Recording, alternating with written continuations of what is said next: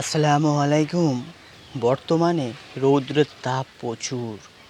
42 degree থেকে প্রায় 48 degree plus তাপমাত্রা।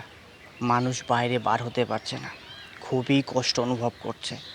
একটাবার ভেবে দেখেছেন যে আল্লাহ পাক আমাদেরকে এমনভাবে পরীক্ষা নিচ্ছে, সকল বিশ্বটাকে, এই গোটা বিশ্বকে আজকে পরীক্ষার মধ্যে ফেলেছে, যে আমরা দিনের পথে থাকতে পারি কি না, আমাদের আমলটাকে সঠিকভাবে করতে পারি কি না, আমাদের ঈমানটাকে সঠিকভাবে ধরে রাখতে পারি কি না।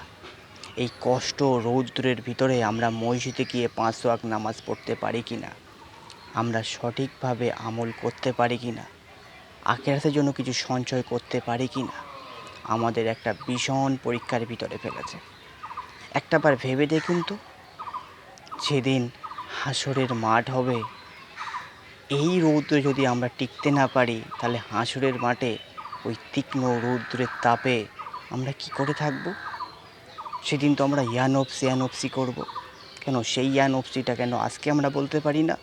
আল্লাহর কাছে ভিক্ষের ন্যায় চাইতে পারি না যে এই কষ্ট থেকে আমাদেরকে পানা দিন, আমরা এই কষ্ট দুনিয়ার বুকে সহ্য করতে পারছি না, একটু বৃষ্টি বর্ষণ করুন, যেন একটু বৃষ্টি হয়, যেন পরিবেশটা ঠান্ডা হয়ে যায়।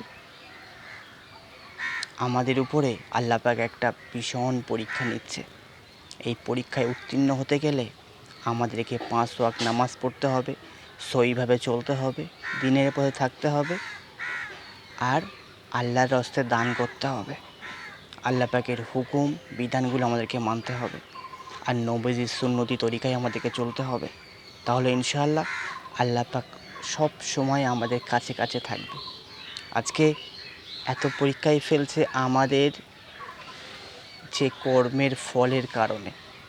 আজকে আমরা এতটা খারাপ পথে নেমে গেছি, এতটা নোংরা জঘন্য পথে চলে গেছি আমরা,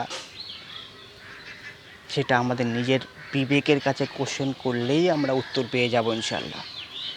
তাই অতএব সব কিছু ভুলে পবিত্রতার সঙ্গে আমরা 5 ওয়াক্ত নামাজ পড়ব, সহিভাবে চলবো, দিনের পথে থাকবো, আর সব সময় বেশি বেশি করে ইস্তিগফার পড়বো ইনশাআল্লাহ। তো ইসলামের প্রচারে ভিডিওটি সবাইকে শেয়ার করবেন।